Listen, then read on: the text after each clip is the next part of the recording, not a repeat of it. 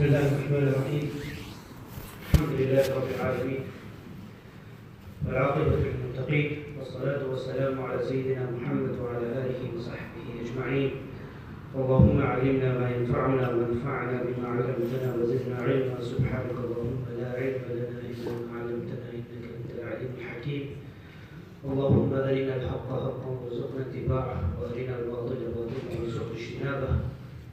وبعد. Respected brothers and sisters, Assalamu alaikum wa rahmatullahi wa barakatuh.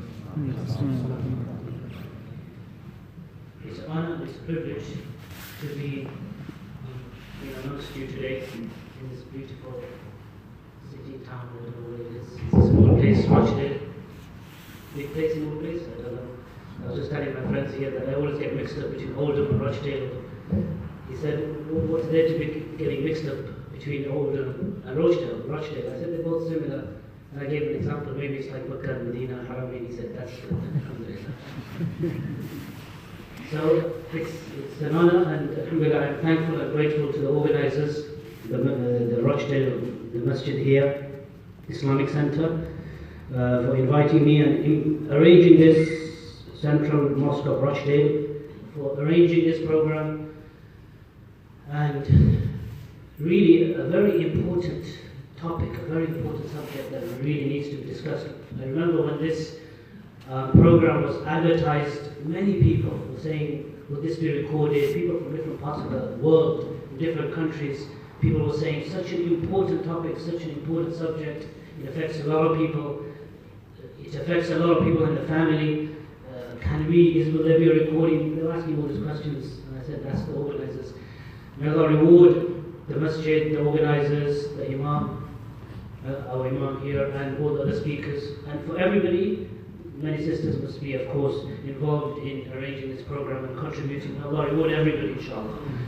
I have a few points, maybe some disjointed points. My title is apostasy. What does it say underneath that? Sorry? Perversions and parenting?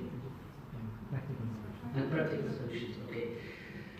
This is a vast topic, and time is short. I just have some very random type of disjointed points. If I can connect them, inshallah, I will try to connect them. But these are just some random points, inshallah, relating to this topic, a very, very important subject. First of all, I saw the poster, and this, not just on the flyer or the poster, but you hear this a lot. I think we have a poster, the epidemic of apostasy. Epidemic of apostasy.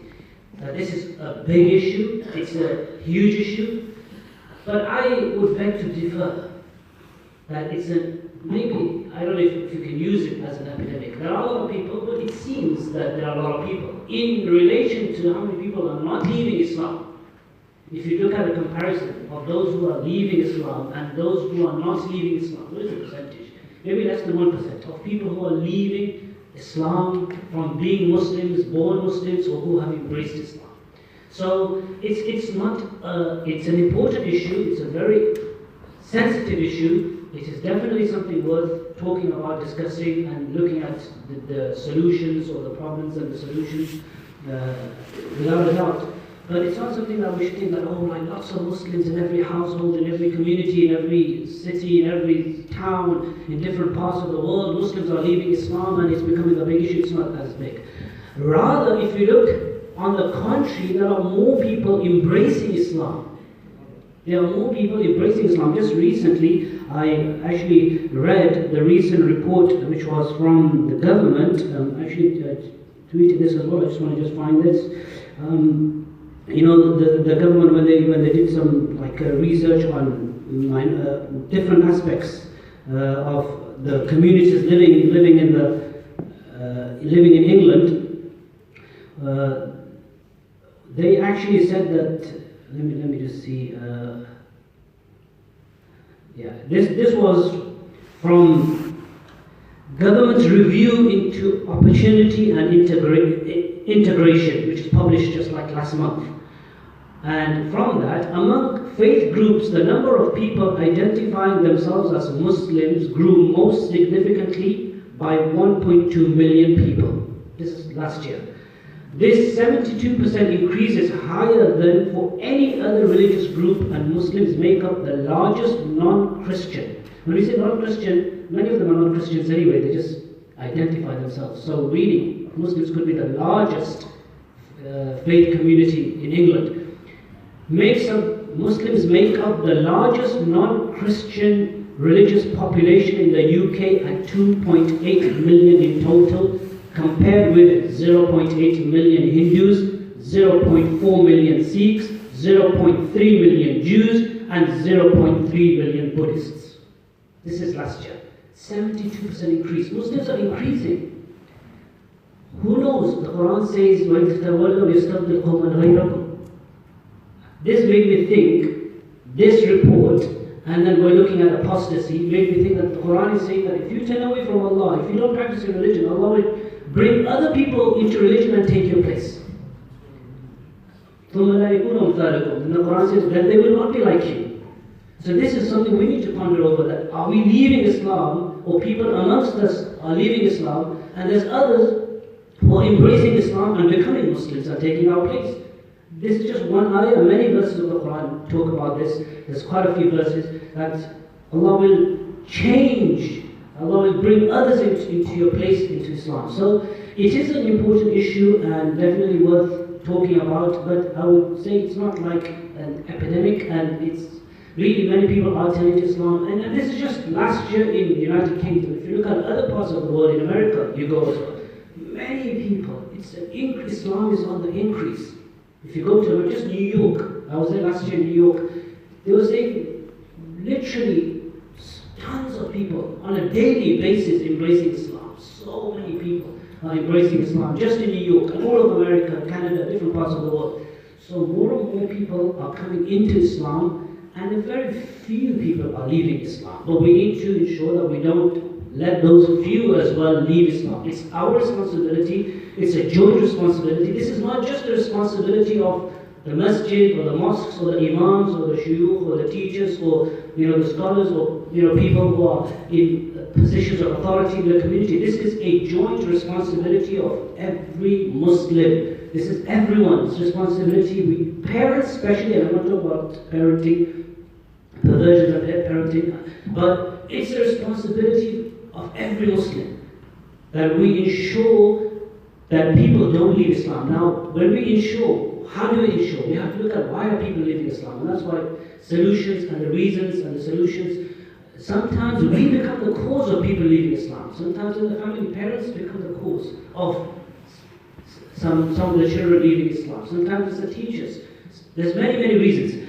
So that was just my first point. Second point, that was just the icebreaker that it's not like it's all not all gloomy and dull and like everyone's leaving Islam. It's not like that. Alhamdulillah. Thank Allah for giving us this beautiful religion, and thank Allah that more and more people are becoming Muslims, and lots of people are becoming Muslims because they see the hikmah, the wisdom, the beauty of this religion. One brother I met in America a few years ago, he became Muslim. I asked him, what made you become Muslim?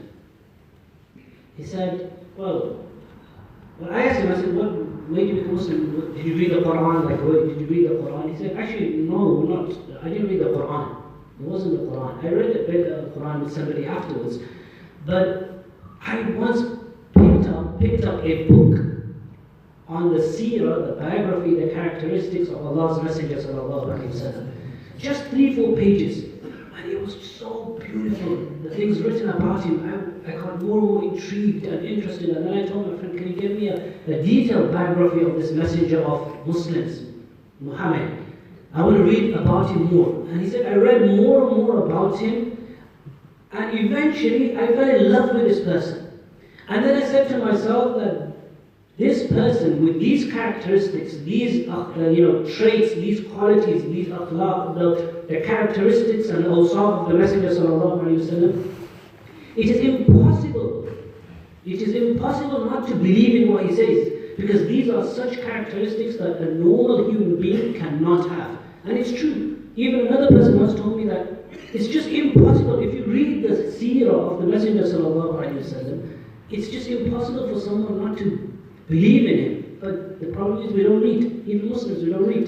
We don't learn the seerah, we don't read the biography of the Messenger sallallahu alaihi wasallam. Some of his qualities and attributes and character traits are basically beyond being a human. We still believe he's a human, but he is a chosen human being, a different human being. Muhammad al-Bashar wa-laysa kal-bashar. He's not like other human beings. He is, the gem, the rest of them are stones.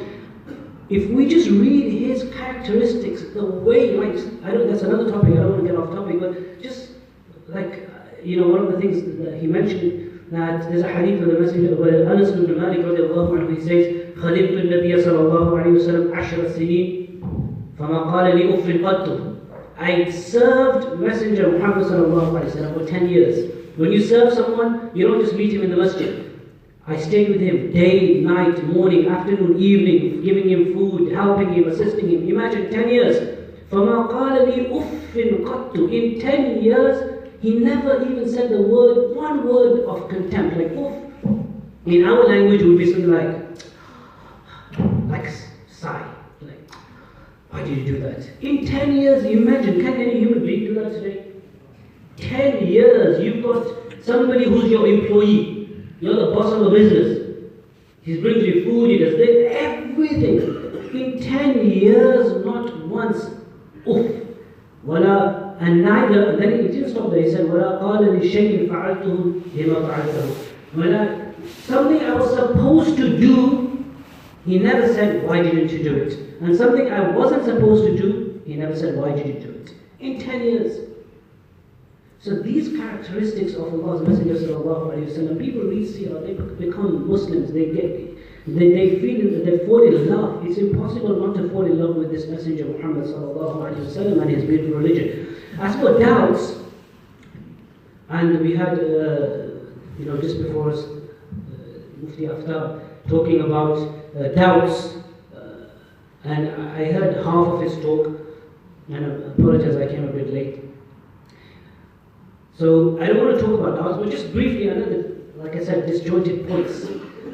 These doubts, these doubts that come into the mind. I think what he was mainly focusing on some of the objections and doubts on certain teachings of Islam, and those are, of course, very important. People need to tackle them, you need to understand them with an open mind, like he was saying, with a clear mind, with an open-hearted mind, not being pessimistic, not being skeptical, not like really going to, with a mind already made up. However, there are certain other doubts that come into the hearts of and minds of believing men and women. And this has always happened. Just doubts. Shukuk. Doubts. Doubts about everything. People, sometimes it's a mental issue as well, but doubts about religion, different doubts come into the hearts and minds of human beings. Sometimes it's like a misgiving, a waswasa from shaitan.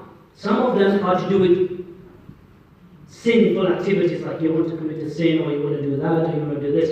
But the very, the strong ones and the dangerous ones are the ones that come about faith and religion.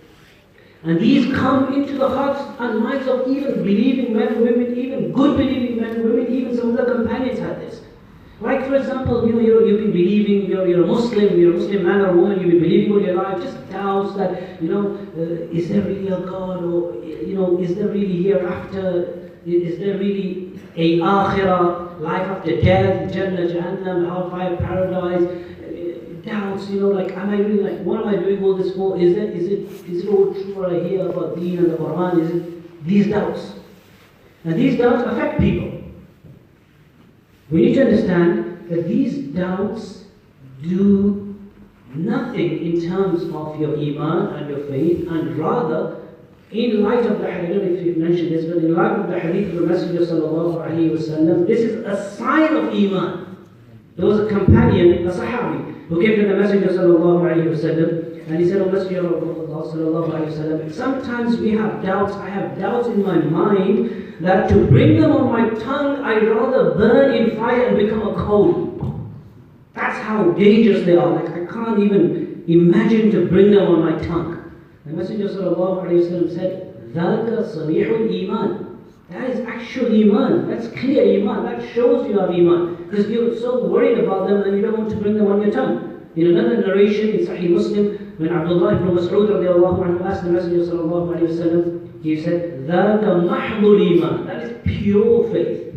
That is pure faith. So these doubts, like some of the shuyukh, they explain this, they said like this is similar to, you know, a thief or a robber will never come to the heart, will never come to the house of somebody whose house is empty. Yeah, if you've got an empty house, you've got nothing in there, no wealth, nothing, the robber won't come. Shaitan only comes to the heart of that person when there is that wealth of iman. He knows that this person has iman. Shaitan's job is to put waswasa. And this is why a very strong remedy for these type of doubts is, along with many other things, making dhikr of Allah, remembrance of Allah, and I will talk about one or two other things, but a very important remedy is the recitation every day as much as possible after fard prayers, before going to sleep. قُلْ أَعُوذُ بِرَبِّ النَّاسِ مَلِكِ النَّاسِ إِلَهِ النَّاسِ مِنْ شَرِّ الْوَسْوَاسِ الْخَنَّاسِ الَّذِي يُوَسْوِسُ فِي صُدُورِ النَّاسِ مِنَ الْجِنَّةِ وَالنَّاسِ. Very important surah. I'm sure everybody knows, every Muslim has memorized the surah.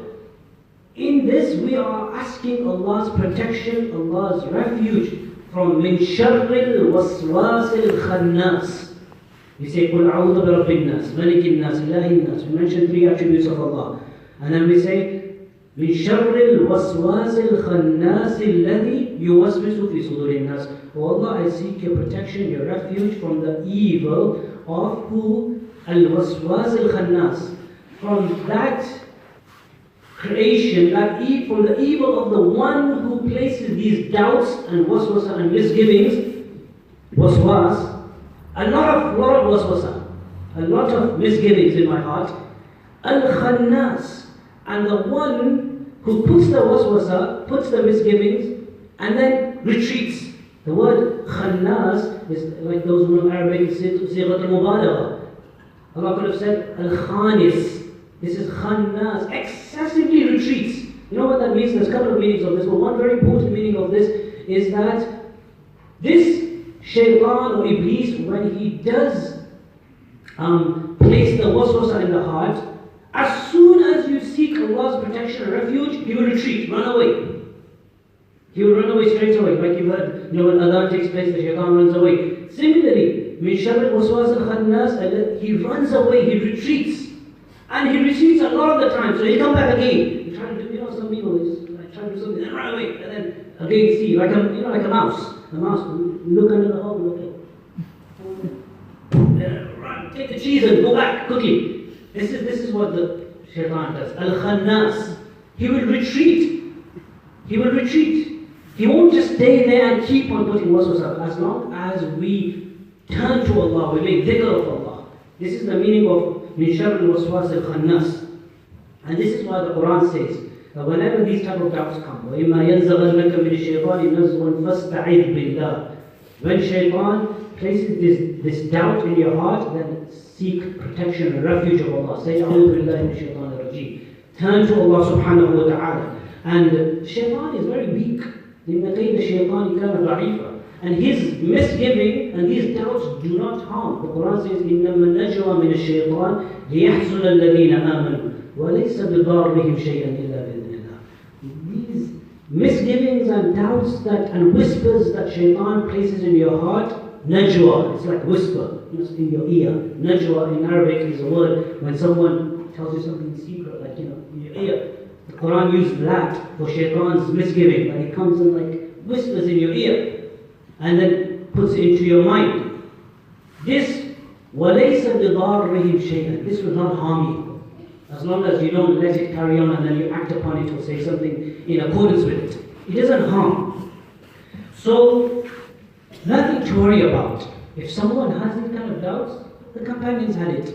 But as soon as these doubts come, you turn to Allah, you practice deen, and the more you practice deen, the less these kind of doubts will come. And I will just end on this with this point, that this is very important that we have a life in which we are connected to Allah. Connected to Allah. You see, the mind, the body is always in function. The mind of a human being is always functioning. This mind that Allah has given us. Every single one of us here, we think about something 24/7. Right now, you guys are all thinking about, hopefully, what I am saying right now. I'm not thinking about something else. But as long as we are awake, when we're sleeping, maybe we are dreaming, but when we are awake, 24/7, we are thinking about something. Every human being's mind is, like in the jungle of thoughts. We're driving a car. If you're driving by yourself, if you're listening to something, maybe you're thinking about that. But if you're not, some people just sit there daydreaming, like thinking about like different things. You're walking. Nowadays, people think less because they're always on this, sadly. But we always think. The mind is always thinking about something. What do we mainly think about?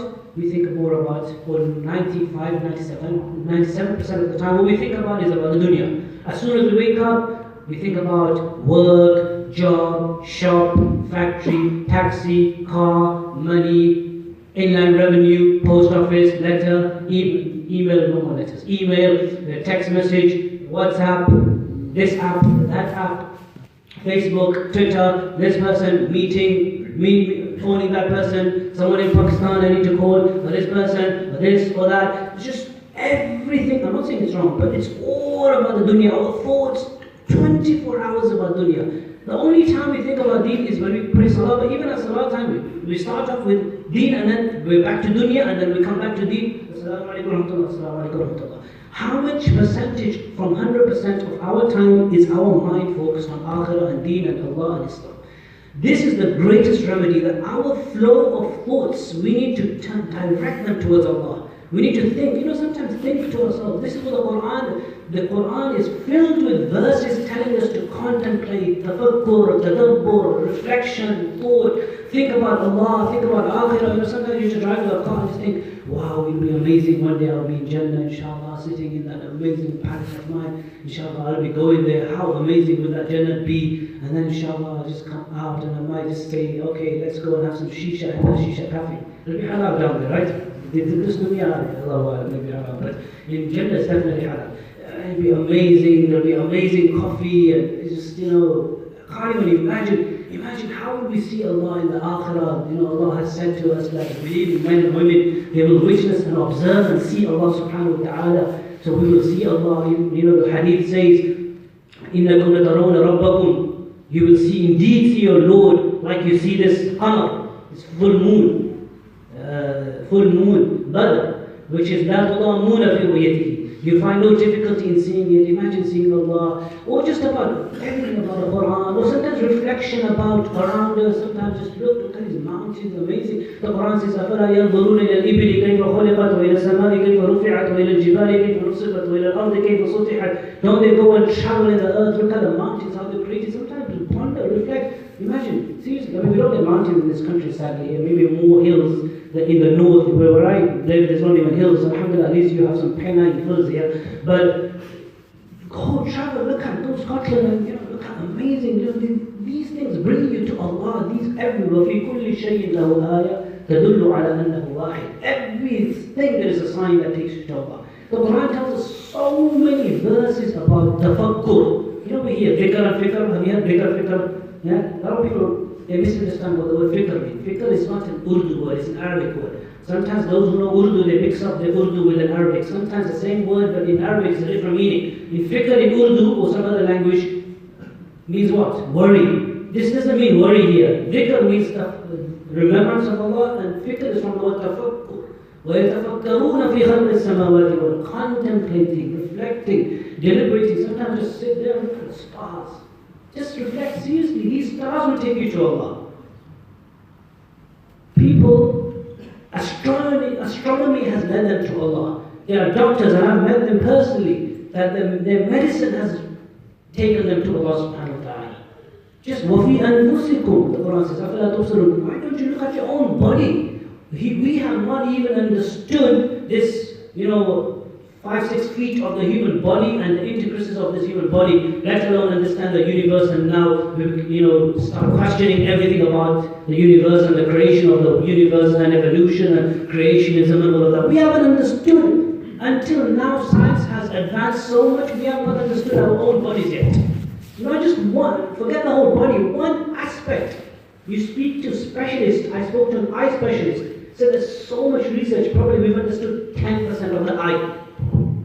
This is an eye specialist. One eye try, just imagine what a great ni'mah this is Allah has given us.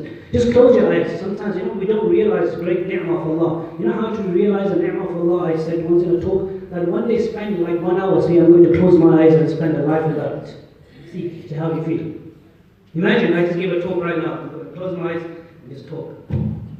It's difficult. Try this. These are things that take us to Allah. Say, okay, 10 minutes, I'm just going to close my eyes, I'm going to try to do okay. Okay, 10 minutes. Try it, and then thank Allah. Amazing ni'mah, this one ni'mah. Can anyone make this? Nobody can make this. No science, no technology, no even cloning. We hear some people misunderstand what cloning is. I did a bit of research recently on human cloning because we had it's upcoming, I have this medical seminar with doctors. So cloning, nothing is made from scratch. Everything is connected. Everything's connected. Nothing. All of these things are amazing science that take us to Allah subhanahu wa ta'ala. We should take time out to reflect and ponder as a family sometimes. You married recently, brother who's married, do a romantic, trip somewhere, you and your wife or you and your husband, and go and do tafakkur and tadabbur in the creation of Allah subhanahu wa ta'ala. Look at the sky, look at the heavens, look at the stars, look at the moon, just contemplate, seriously. These things take you to Allah subhanahu wa ta'ala. And this is why, I'm connecting to this point, the existence of God was never questioned ever in the history of mankind. The existence of a God was never questioned. This is a recent phenomenon. Like maybe 50, 60 years, like all these perversions that have come up recently, they're all recent phenomena, all of these, and atheism and the denial of God has become, it's a recent phenomenon. There was no question, nobody. In history, you will never find in recorded history that there were people who denied God. Never. Even the mushrikun of Makkah, the Quran says, وَإِنْ سَأَلْتَهُمْ مَنْ خَلَقَ السَّمَاوَاتِ وَالْأَرْضِ وَيَقُولُونَ اللَّهُ. You ask them who created the heaven and the earth, they said Allah created it. And this is why in the Quran, Allah doesn't even talk about existence. There's no need for that. Like, is there something wrong with your brain? Like, are you mad, crazy? The Quran says, أَفِلَّهِ شَكُّ فَاطِرُ السَّمَاوَاتِ وَالْأَرْضِ. Like, can you even doubt in the creation, in Allah, the creator of the heavens and the earth? That's like, it's a foregone conclusion that God exists.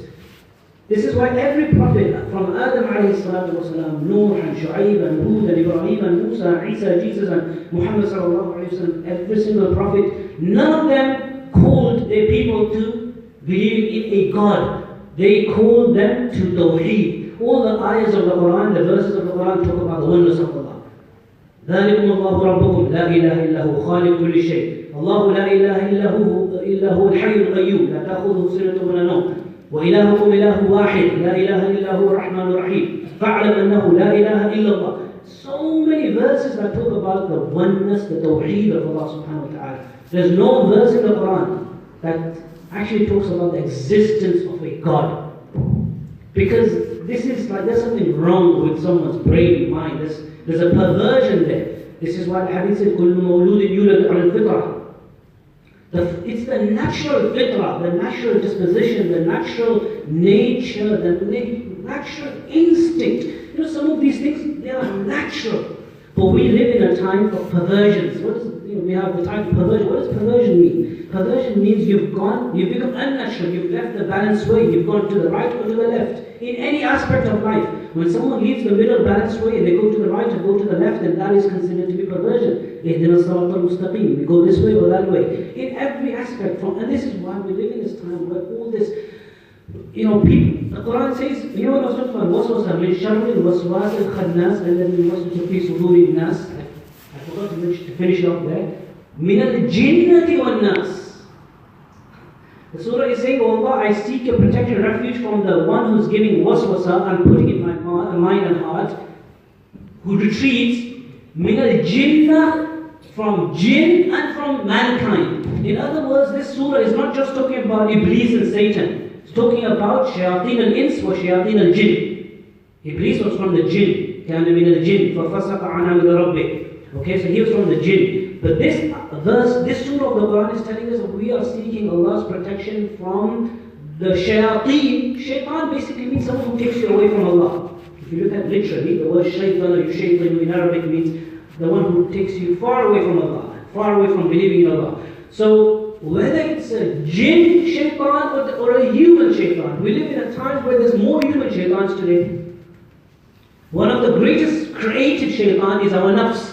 And then everything around us, the locality, the surroundings, the friends that we have, and the things around us, and this great, mashallah, manifestation of technology that everyone has in their hands is playing a massive big role in people getting all these doubts. Because you're bombarded with 100 and 400 million ideas, people whose minds are now perverted because they've gone away from the balanced way. Perversion, the natural, in every aspect, from sexuality, from faith in God, to different aspects.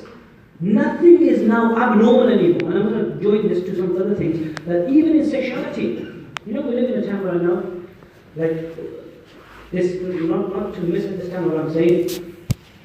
We Muslims and no one should be homophobic. We don't hate anyone who has, different sexual tendencies, maybe a good word for it, inclinations, or whatever. Okay, this is, of course, you don't hate. When people ask, of course, in Islam, you don't hate, you don't dislike. I actually gave a talk on this once, that no, in Islam, but at the same time, we can't change our religion. It's not permissible in Islam. Homosexuality is not permissible. Not just homosexuality is not permissible in Islam. Sex outside wedlock and marriage is also haram. You have to be married. A man and man can't get married. A woman and woman can't get married. You can't get married, then any sort of sexual interaction is, of course, it's zina and lawful. But it's a sinful activity. You don't hate someone for having that sinful activity. You have pity for them. You have concern for them. It's like someone who doesn't pray the Fajr Salah. Okay, that's a sin, a massive sin as well. This is a sin, that's a sin. But what I will say is that we are now moving into a time where people, I've seen this trend that there will be a person, maybe like all these things come together. She's an atheist, for example, lesbian, don't know which gender I don't believe in two genders anymore. There's no such a thing as, what is this male, female gender? There's no such a thing as male. There's a lot of people saying this, there's no such a thing as male, female gender. I'm like, what's the word for it? Transgender, there's all these different words. I was once reading up on this. So, lesbian, even sexuality, they use all these words. I recently had a talk on this, I was doing some research, pansexual and transsexual and this sexual, subhanAllah, you can't even look at. I'm trying to check on Google Sharif, like what does all these words mean? So I checked up on pansexual. What does pansexual mean? Like the pansexual is a person who has no particular inclination towards a particular gender. They just don't believe. They just say we connected to a soul. Whether that soul is in a man or a woman or whatever, like maybe an animal, Allahu A'lam. But it could be anything. And this is lesbian, atheist, all of these, and then maybe add to that. Sorry for saying, some sisters might get upset, but it's being a feminist. Yeah, a lot of them, extreme feminists, are lesbians, and at the same time feminists, and at the same time, what was I saying? Just gender, like, it's just a perversion of ideas. It's like people, I don't know what's happening, it's like all the norms that even Western culture, even United Kingdom, the West had normal, things which were considered to be normal, people are coming out from that, and this is why they started questioning God and religion and faith and everything, all of these things. It's the mind getting corrupted, perverted with all these different ideas. And people are not willing to listen. Those who are, they're just not willing to listen. They're skeptical about everything. So, belief in God, as I was saying, connecting back to this, that it's a normal thing. Belief in God is natural, it's normal. Because it's the fitrah as-salima that Allah placed into the hearts and minds of every one of us. You know why it's normal? The Quran tells us, وَإِذْ أَخَذَ رَبُّكَ مِنْ بَنِي آدَمَ مِنْ ظُهُورِهِمْ ذُرِّيَّتَهُمْ وَأَشْهَدَهُمْ عَلَى أَنفُسِهِمْ أَلَسْتُ بِرَبِّكُمْ قَالُوا بَلَى شَهِدْنَا أَنْ تَقُولُوا يَوْمَ الْقِيَامَةِ إِنَّا كُنَّا عَنْ هَذَا غَافِلِينَ. Do you know, every one of us, Allah took this ahad, this mithaq, this promise from us. When Allah took this, before He created the universe,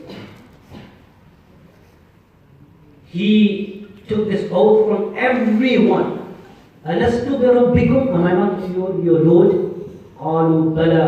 They said, indeed. Everyone, we all agreed. Did you agree? Yes? Alhamdulillah, you agreed. We all, Allah made us testify against ourselves. This happened. We have to believe it. If you don't remember, that doesn't mean you disagree with it. Doesn't even remember being in their mother's womb. Do you remember being in your mother's womb? When you were 4 months old? No? Do you remember 7 months? Remember 7 months, one day, there was a lot of bumps, because she was just, the car was, she was in the car, maybe, or she was going down the stairs and you felt, I'm going down the stairs. Do you remember? Do you deny it? Nobody denies it. You don't remember. Having said that, there are actually people. There are people who actually have said that they actually remember this oath that Allah took from them. They remember. Maybe somebody here, I don't know, remembers. This is recorded. Some of the greats from the Salaf, from the early, they said, I actually remember this. And this is why, when we have a child that is born in the house, one of the first things, what do? Adhan al-Iqamah. What's the hikmah? What's the wisdom behind that? The hikmah, wisdom is to instill into the heart and mind of the child Tawheed, oneness of Allah, Shahada, testimony, Risala, the messengerhood of the Prophet Muhammad sallallahu alaihi wasallam. We are saying Shah. Somebody might say, what's that doing? It's an impact. We don't remember that adhan. It's just like that, promise and pledge that Allah took from us. We don't remember it. Even this adhan, it's pouring into the mind. And it starts from then. And I'm going to come to parenting. Time is very short. I don't know what I've gone off topic. But so, to move on quickly, I was saying this is natural. So the denial of a God, the existence of God was never questioned. This is absolutely natural, normal, as long as we have a natural, normal mind. We don't have a perverted mind. We have a clean, sound mind. Anyone who has a clean, sound mind will be guided towards Allah subhanahu wa ta'ala. And those who then get deviated, or who have tendencies towards leaving Islam, or start doubting, or then leave Islam, one of the main reasons, many of the people who left religion, as I said, it's a recent phenomenon, 40, 50, 60, 100 years, around that much. Before this whole leaving religion was never in existence.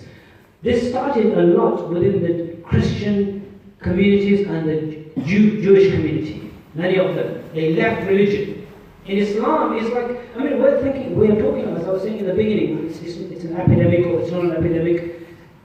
If you compare how many people leave Christianity and Judaism to how many people live in Islam, again, the percentage is very low. Half the Christians have left Christianity. It doesn't make sense to them. It's just, what the reason. One of the main reasons is, and this is my third kind of point, which if you might think it's at number 3, I'm not putting up the numbers, as I said, disjointed points, is that many of them undergo some sort of bad experience in the name of religion. Bad experience in the name of religion. Oppression, persecution, a lot of them had persecution in the church, etc. And the same thing happens within Islam as well. In the name of Islam, when there's oppression, where there's force, where there's persecution, where you use religion and there's no religion there, whether it comes from parents, whether it comes from religious leaders. This happens, people then they make a 180-degree turn, like they were practicing, right? Some of them, the way practicing families might be from a sheikh's family or something, and they got beaten up like crazy, man, and then they're suddenly like, what is all this? And they leave Islam. Remember, I will say one point here. This issue and other issues, we are not believing in any religion. You should not be believing because of someone else. If someone's doing bad or something, that's their problem. Like we try to take it out of someone and say, I'm leaving Islam. Like you were doing a favor on that person believing. No, you weren't in the first place. You are believing in God. That's your own. It's not like I'm rebelling against you. Because you are oppressing me, so I'm leaving Islam, tough luck, I'm going to get one back from you. So this, from the beginning, it was wrong. Your practicing of Islam was not supposed to be based on someone. But anyway, it does happen. It happens that people, because of oppression, because of persecution, because of this. And this is one of great problem, and this is what we need to tackle in our communities. And maybe in the questions you might have tackled this, but this is really important. In many Muslim communities, there is a misunderstanding. There's ignorance, there's a lot of jahala, what true Islam is. I've given many talks on this. We don't differentiate between culture and Islam. There's so many issues I can list. Like, for example, forced marriages. There is no place in Islam for forced marriages. It is completely, absolutely, categorically, totally, wholly, wholesomely, fully, completely, whatever words you want to use, haram, unlawful, sinful, oppression, dhulm on the parents. Completely, any type of force on a boy or a girl, whether it's physical force, emotional force, psychological force, emotional blackmail. Oh, Bella, you're going to get married, I'm going to kill myself. If you don't marry my sister's daughters living in the same city, in the same village, in the same alleyway, in the same backyard in Kashmir or in Meerut or something, or in, then I'm going to die. There's no place for this in Islam. Absolutely haram. We need to tackle this. I've delivered many marriage courses. I've talked about this a lot. There's numerous hadiths. You pick up hadiths. There's clear hadiths. There is no place for forced marriage in Islam. There's one woman came, Khansa bint Khidam radiallahu anha. Her father forced her to marry somebody. She came to the Messenger sallallahu alayhi wa sallam. Ya Rasulullah, O Messenger of Allah, my father forced me. He said, call your father. He said, did you force her? He said, yes. So why do you do that? It's not true. She has to stay in this marriage. It's up to her who she lives with, and she has to agree to the one she marries. It's her life. She's going to be married. You're not going to live with him. You're not married. This is the problem in our community. Sometimes we think that the two, it's not these two people marrying. It's like the great grandma from here is marrying the great granddad from this side. Everyone, the two khandans, everyone has to match and mix and get along with everybody. Otherwise, the marriage is not done. We make marriages difficult. There's just so many examples where marriages are becoming difficult. Why do young people commit haram? Because the more we close the door for halal, the doors of haram open up. You can't get married until ex-uncle and ex-auntie and great-granddad from this one. Every single person, the 200 people are happy and everyone has their view and opinion and then everyone, and until that one doesn't come from this country and that one doesn't say yes and this one, everybody's got ego and everybody's got issue. According to the Sahaba, the marriage was like, okay, find somebody today, yes, tomorrow, alhamdulillah, after Isha, bismillah, 2 minutes, job done, halal, alhamdulillah, nikah done. Walima, everybody bring food, let's all sit together and eat here, alhamdulillah.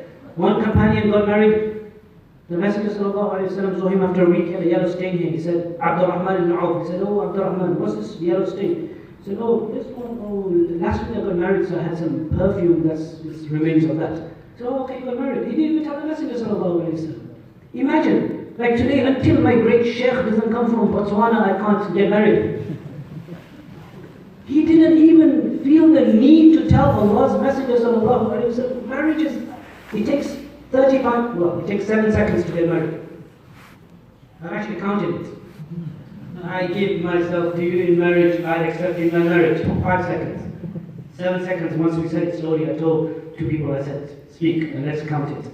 We counted 7 seconds. We prepare 2 years in advance for 7 seconds and then that lasts for about 7 days. And then we have to make the community happy and the walima and this and that. And all these are problems. Depression comes. People, they feel depressed about culture. This has got nothing to do with Islam. It's all culture. Arranged marriages, okay, that's fine. If you can help, family can help, no problem. They should help. Young people should listen to their parents because they love them, care for them. But at the end of the day, it's their choice. It's their ultimate choice.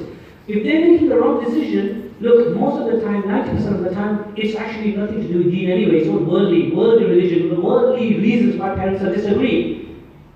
It's just an ego. It's because she's not from, Dhaka and you're from Shillak, and Dhaka and Shillak will never ever get married on planet Earth. Impossible. It's like World War V or something. So most of the time it's, and as I said, I experienced this because I talked to so many people over the years, hundreds or maybe even thousands. I don't know, I must have spoken to people about these kind of marriage issues. It's most of the time it's worldly reasons. 10% is Islamic reasons. The parents really think this person is Islamically not right for my son, for my daughter, then they have a right. Then they do have a right, and they have, but then in a caring way, in an affectionate way, in a loving way. But remember, if you bring up on us, again, another point, that if you bring up your children from a young age based on Islam and Deen and good tarbiyah, you won't even get to the situation where they want to get married to somebody who's not Islamic. That clash doesn't come if you start on day one. So, a lot of these things are based on culture in the name of Islam. Okay? Even these, you might have spoken about gender roles, we need to understand this with an open heart and mind. So these are cultural things which have nothing to do with Islam. But then there are certain things which are to do with Islam, but then those you have to understand them with an open heart and mind. When the Quran tells us that, look, in a marriage the man has a right for divorce directly and a woman not directly, but she has a longer process, the wisdom, the hikmah, understand it. We live in a time where everything is questioned. Like I said, that's again, he's a feminist, he's an atheist. I say, okay, I'm a half man, like I should be a man, like equality. Islam says there's equality between men and women, but there's differences. There's differences, isn't there? Isn't there differences? Does a man ever give birth to a child? No. I can imagine in 40 years down the line there'll be a march taking place in Rochdale. Women rights, we want men to be pregnant as well. It's not fair on us. Men should be pregnant as well. They should also have menstruation. It could be possible, right? It could be. Because this is where we're going towards. There's differences. There's equality. Men and women are equal in the sight of Allah based on taqwa and who is close to Allah subhanahu wa ta'ala. But these are gender roles that Allah is a Khaliq, is the creator. You understand this, that Allah has created men and women. He has given men certain responsibilities and certain rights, women certain responsibilities, certain rights. And it's a perfect way. Marriages are destroyed today because, like I normally say, that Allah created man as a man, Allah created a woman as a woman. These are perfect matches for one another. They match perfectly. The men and women are counterparts to one another. They match one another very perfectly. A man and a woman get married. It's a perfect match. But we live in a time that the man has become half woman and the woman has become half man. Now you've got a half woman and a half man marrying a half man and a half woman. This clash, marriage is not going to survive. Because people are mixed up, their gender roles. The man has lost his masculinity, he's become more feminine. Even the clothes are feminine today. Tight jeans, everything. Make men as women, just make everything, even the clothing. Nowadays they have this, everything's unisex. Unisex clothing, I went to, somewhere I said, is this jacket, is it for men or women? This is unisex. I said, men, women, it's the guy was telling me that I can see now that, a few years, all these, high street shops, many of them, they won't have a men, second floor men's section and women's section. It's just going to be men, women's section or whatever section. It's all crazy, mixed up. Nobody knows what they're wearing and what they're doing. Everything is just, women are wearing men's clothes and men are wearing women undergarments and subhanAllah. So these are all perversions of the mind. Okay? So shamelessness is a big issue. Porn is a big issue. That takes away from young people away from Deen and Islam. It's a topic, I'm just giving highlights.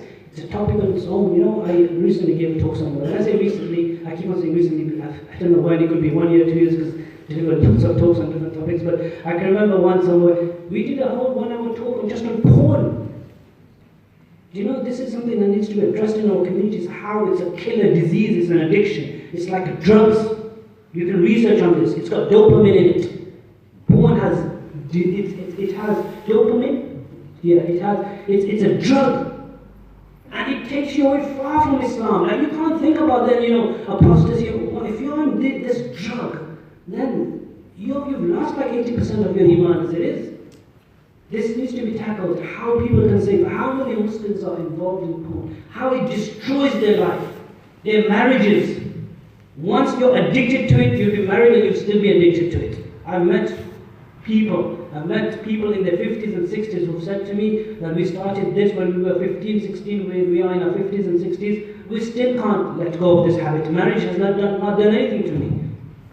There's many examples, too many to sort of mention before you. So all these sexual perversions of shamelessness, etc. So we need to tackle all these issues. Try to become balanced. in the mind, in the heart. Have a heart of modesty, haya, get back to the balanced natural fitrah. Once we do that, then automatically we'll believe in Allah. This disbelief in Allah will go away. But there needs to be a desire. There needs to be a desire. There needs to be a want. We need to ask Allah sincerely. I just remembered one incident. One of my teachers, you may have heard of his name, Shaykh Mufti Taqi Uthmani Hafidhahullah. He mentions this once. He's mentioned it in some of his books, but even you can find it in Urdu online. That once he received a letter from somebody from Germany, some Pakistani brother who was living in Germany. He had gone there for employment, working. He had married a Christian woman, a German woman. So he wrote to him, this is maybe about 20 years ago, this incident took place. He wrote to him, he said, look, I moved to Germany and I've been living here for many, many years. I got married to, a Christian girl. I never thought about anything, etc. And fine. But now, the other day, I've had children with her, but the other day, I saw that she was teaching my child, how to worship Jesus and, about Christian faith. So when I looked at that, something happened to me. He had iman. Like suddenly, this is not good. My children, he's thinking, my children are going to grow up Christians. Like, I've been born Muslim, like my progeny are. So it struck him. So he wrote to the Sheikh and said, this struck me, I don't know what to do. I'm trying to tell her, but I spoke to her and she said, no, we never agreed on how the children would be brought up. They're going to be Christians. They're not going to be your Pakistani religion, which you brought from your country. They're going to be German and they're going to be Christians. So, tough luck. Women have power and control anyway. So, whatever you do, they're going to be the way I want them to be. He said, I'm really worried and concerned. So he wrote to that and said, what should I do? So the Shaykh wrote back to him and said, look, don't worry, brother, inshallah. Make lots of dua to Allah. And there's a power of dua. Like he was saying as well, that we need to connect, with sincerity, ask Allah. Anyone who has doubts, make dua for someone who's leaving Islam. We need to if you have children like that as well, make dua for them. And the person really needs to sincerely turn to Allah, with an open heart and mind. Oh God, guide me. So he said to him that, okay, don't worry about it too much, but I'll give you a tip. What you do is tell your wife, your German Christian wife that you've been married to for many years, that look, I want children to be Muslims and you want them to be Christians, and maybe you want me to turn into a Christian and I want you to accept Islam. That's the bottom line. Let's both do this. Let's both every night, what we do is let's go alone in rooms by ourselves and with sincerity pray to God. You believe in God and I believe in God. We believe in God. So this is not about atheism. Let's both beseech our God, your God, my God, and let's say, I will say to my God that, oh God, I'm a Muslim and please, if this religion is true, with sincerity, with absolute sincerity, then keep me on this religion and open my heart's mind to this religion. And if it's not true, then okay, let me become a Christian. But sincerely, and tell your wife to do that as well. This wife, you do that as well. That every day, go and make this supplication to God. That please, God, open my heart and mind to the truth. If Islam is a true religion, then open my heart and make me a Muslim. And if it's not, then keep me on this Christian faith. And then he said also, I'm sending a book with this letter. This is what the Shaykh replied. This is a book that I wrote, and he wrote a very good book called What is Christianity? It's actually, he wrote it, I think, in Urdu. Then it got translated into Arabic, Mahiya Nasraniya, and then it got translated into English, What is Christianity? Many years ago he wrote this book. So he said, I'm sending you this book, tell your wife to read this every day. Just one page. He said, replied. After a week or two, the person replied back, and he said, yeah, we've been doing this, but there's no change, you're still saying that, they're going to be Christians, etc. So the Shaykh replied back and he said, look, don't worry, nothing to worry about. Continue this for 40 days. Normally 40 days is a good, it's not really a hadith like 40. People say, it's something good, no good habits, good things, 40 days. He could have said 43 days if he wanted to. But anyway, he said 40 days. Just continue for 40 days and then let me know. After a while, his reply didn't come. And then, after about maybe 5-6 weeks, after past 40 days, he replied back to the Shaykh. He said, Assalamu alaikum wa rahmatullahi wa barakatuh, Shaykh. I'm so happy. Subhanallah, I've seen, he actually said that people believe in God through, daleel and proofs and this evidence, and people believe in God. I've actually seen Allah with my eyes, it's clear the existence of Allah. Then he wrote, he said, what happened was, we've been doing this for 40 days, and soon after 40 days, the other day, we were in the car, my wife was driving, I was in the passenger seat, chauffeur driven, and she was driving, and we were going to some university because she had something to do at the university. And so suddenly while she was driving, she took the car, swerved it to the side, and just really and she put her head onto the steering wheel and started crying, shedding tears, really, really shedding tears. So I said, everything okay? Has something happened? And she called the ambulance, I picked up my phone, called the ambulance, there's something wrong. Nearly had an accident, she swerved the car, and she was literally shedding tears. So she said, no, don't call the ambulance, everything's okay. She said, before I tell anything, just take me to the closest mosque and make me a Muslim. I want to say the Shahada. And then she said, for the last 2-3 days, I've been doing all this for 40 days, but just 2-3 days, it's just in my heart. I am having this, this in the heart. Allah, God has placed this, that I need to become Muslim, and this is the true faith. And he wrote this in the letter, and then he said, this is another letter as well from my wife, she's also writing to you and thanking you as well, and a letter from her as well. Now imagine, this is, if we have sincerity, those people who have these thoughts, if you have an open mind, not skeptical mind, not already mind made up by a professor of philosophy at the university who's already said this is wrong and that's wrong, and evolution and creationism and this and that, and everything's perverted as it is, as though that's it, there's no other way to the truth, then of course, if you block your mind from seeking the truth, then you will never see the truth.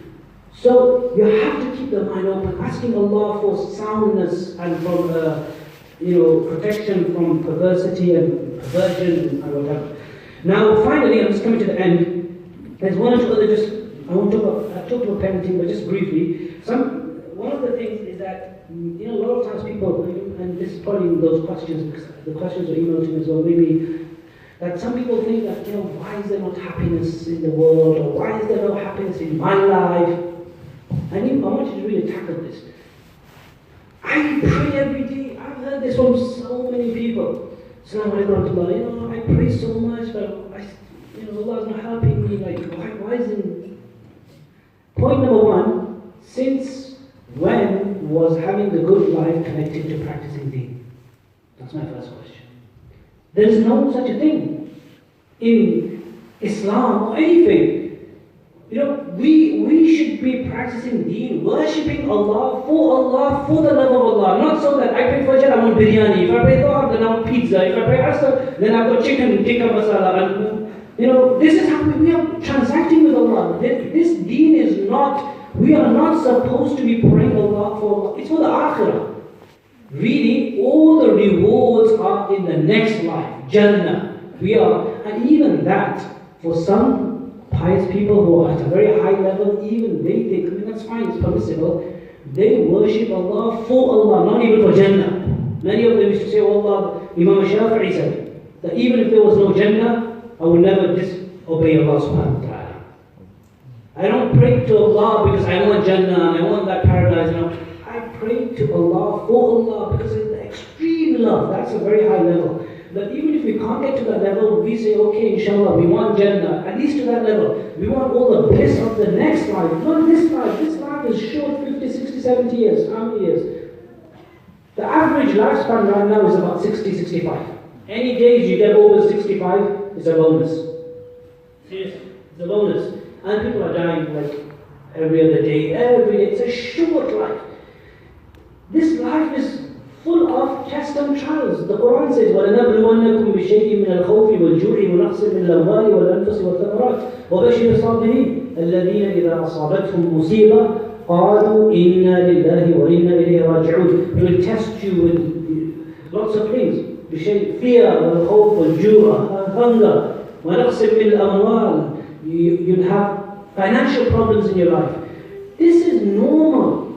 This dunya is a mixture of happiness, goodness, and trial and difficulty, hardship. Jannah is only where there's bliss. Hellfire, may Allah protect us, is where there's only difficulty, hardship. This dunya is a mixture of both, and also real happiness. You know those people, this dunya, everyone faces trials and tribulations. Look at the Messenger sallallahu alaihi wasallam. Imagine, can our problems be anywhere compared to the Messenger sallallahu alaihi wasallam? Has anybody ever placed 2 stones on their stomach because of hunger ever? Here. How much chicken do we eat? Aisha radiallahu anha says, how much eat meat? We do, eating. You know how much? Aisha radiallahu anha says that 3 crescents used to pass by in the household of Allah's Messenger sallallahu alayhi wa sallam. 2 months, nothing cooked on the stove. How much do we eat? We overeat, and that's another topic as well. You know, we should try to balance our diet and eating. It's not good to eat too much. A believer doesn't eat too much. It's not really good to eat too much. That's another topic. I never talk about this as well.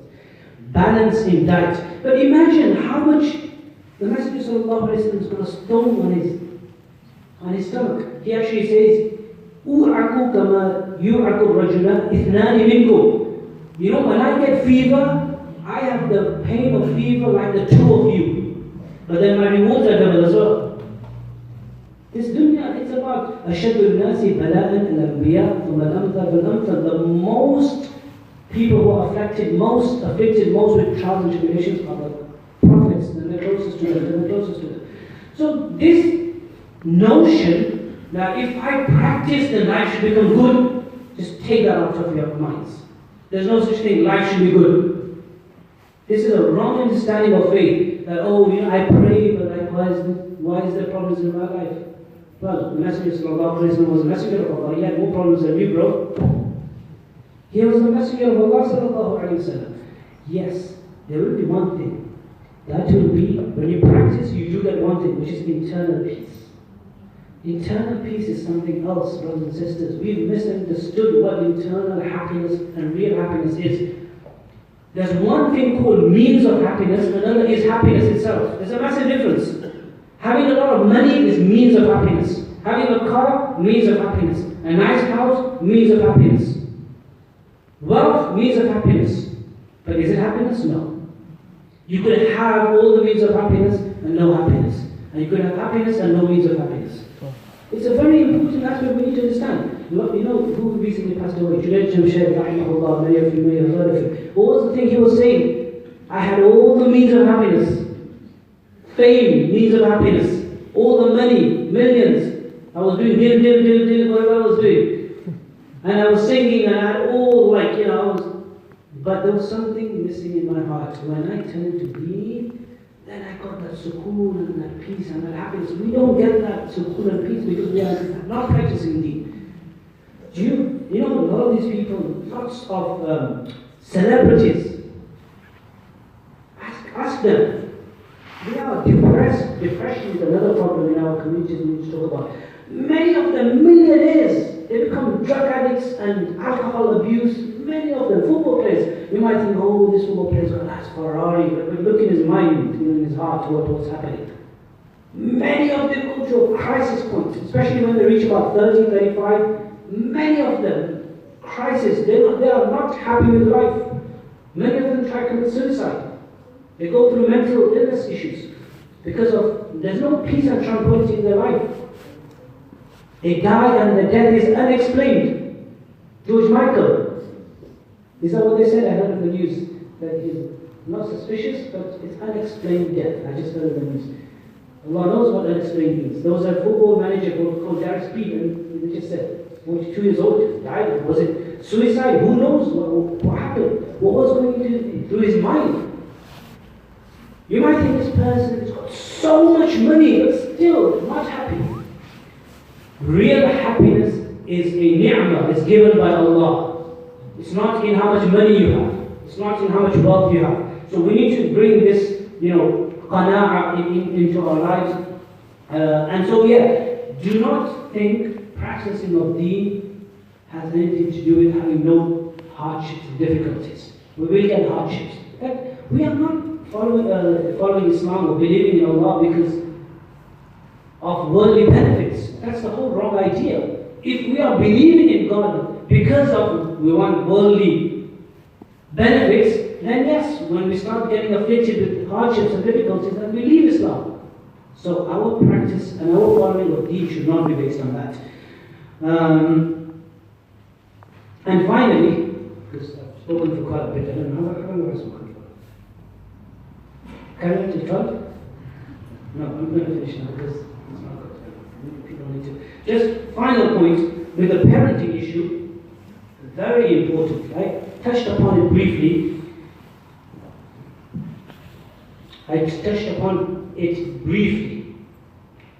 About parents and the cultural issues. We live in a time where, like I said, young people, they are bombarded with all these different ideas, perverted ideas, there's perversions, imbalanced things about faith, about sexual practices, about the world, about everything. We are being told, young people are being told what you should think, and nobody should let you tell you how you think.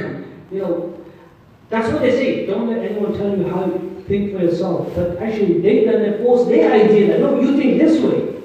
This is what's happening. You think this way. This is how it should be.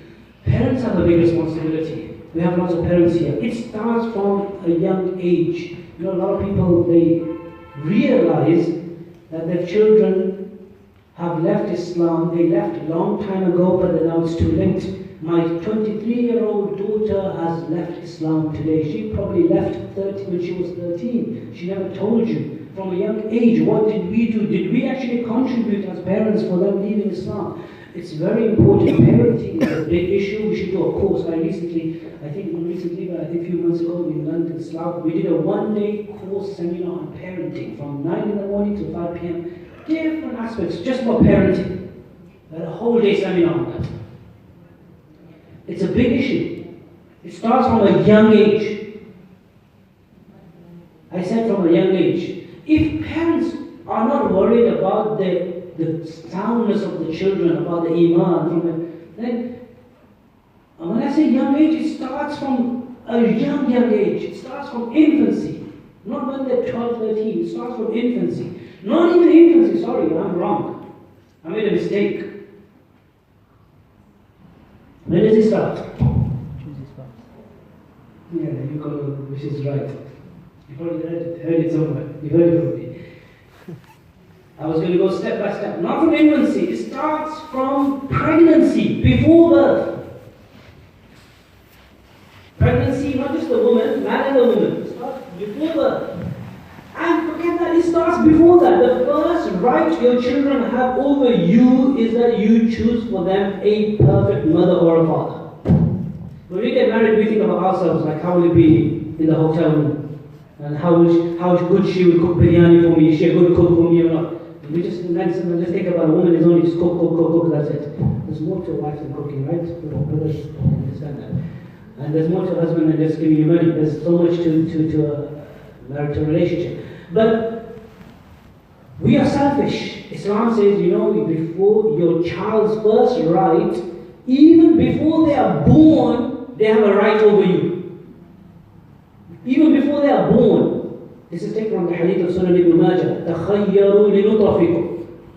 Carefully select where you put your seed. Because carefully select the mother of your future Abdullah, Zayd, Amr, Muhammad, whatever you're going to get for Fatima, Zainab, you will receive and get inshallah. Choose their mother or choose their father. When you get married, is this person right? Good enough, fit enough, appropriate enough to be the father of my children? Will this man teach my children Islam and bring them close to Islam, or turn them away from Islam and make them far away from Islam? Will this woman be a good Muslimah mother for my children or not? That's responsibility. But anyway, if you haven't done that, then inshallah, it's never too late. You can, from infancy, from pregnancy, we have responsibilities. When during pregnancy, there are etiquettes, there are adab that people have to practice. The way you think, if the mother is thinking good, positively, reading the Quran, recitation of the Quran during pregnancy, Iman is being instilled. And this is scientifically proven as well, right? This is. Iman is being instilled into the heart and the mind of the child. If you are reading every day, there are examples in history, and I don't take too much time, there are examples in history where young children, they were 3-4 years old, and when they came to the madrasa and the sheikh, the ustad said, start reading, they already memorized the Quran.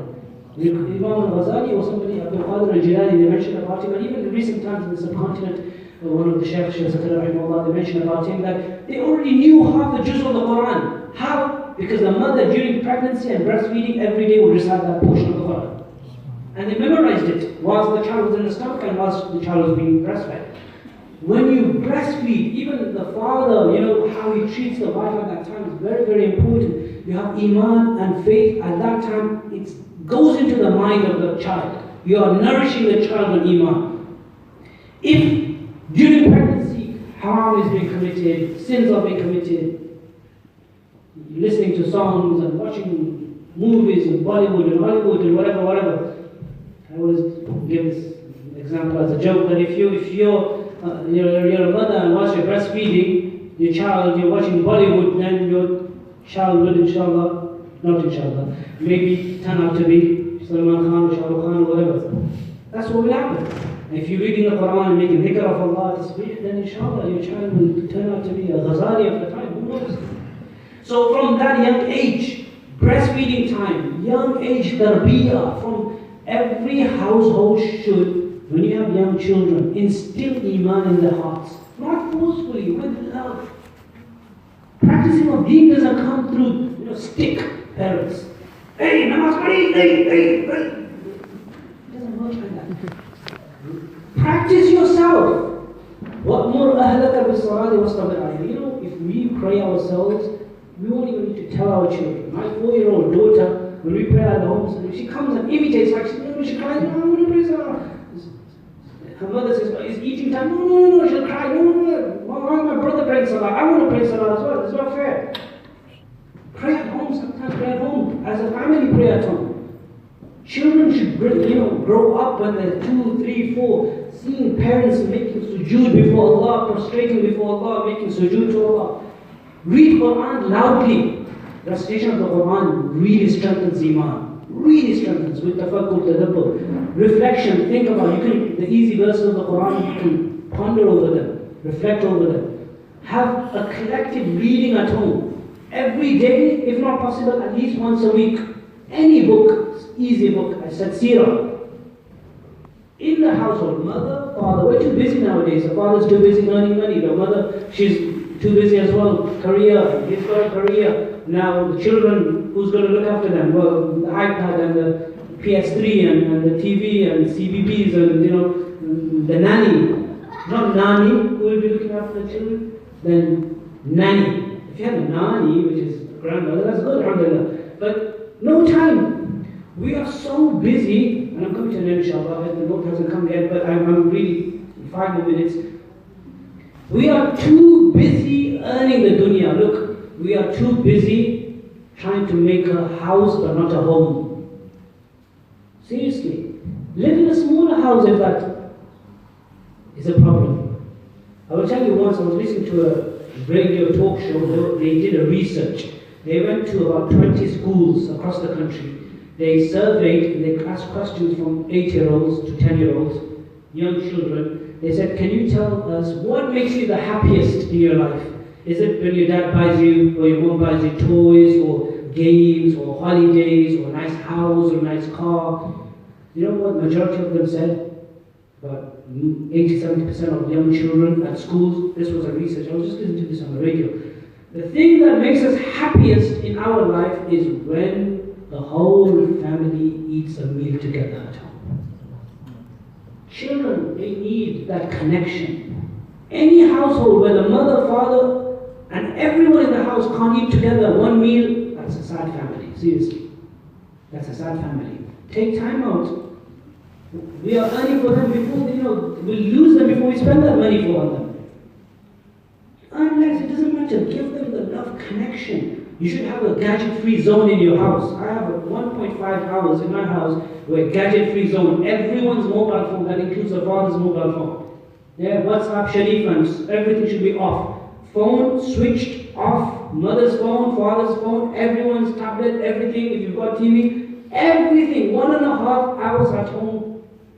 Just keep one central phone. If there's an emergency, someone needs to call you. You know, people don't have that phone anymore. But just keep that on if there's something problem. But nothing, no technology on. Speak.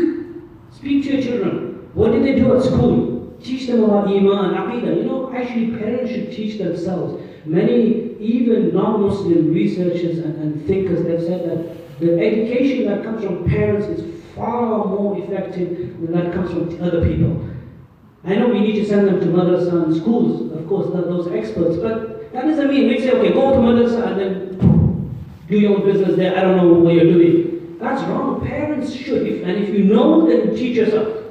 You don't need to be a sheikh to teach yourself. Everyone learns a bit of deen when you're young. Children, teach yourself. You've got a bit of understanding, and mashallah, young people are very educated today, even about Islam. You've attended courses on Aqeedah and different issues. Teach your own children yourself.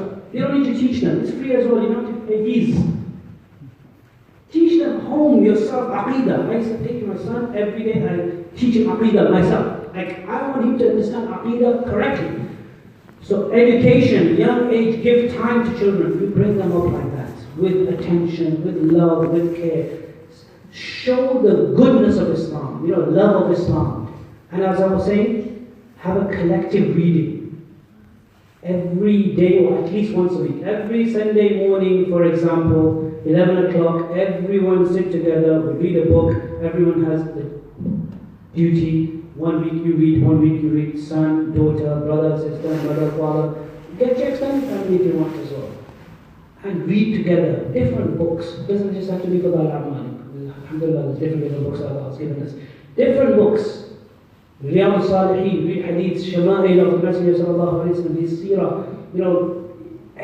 Read that together. If you have a house like that, parents bring up their children with Iman, with faith, with goodness, with good tarbiyah. Then you see the child with amazing characteristics, and there will be this love for Deen and Islam in the hearts and minds, inshallah. Sorry for going over time, I don't know how long over I went, but these are just, as I said in the beginning, I'm just going to talk about some random disjointed points that I've talked about. But inshallah, Allah guide us, give us guidance, if I made mistakes, Allah forgive me, inshallah.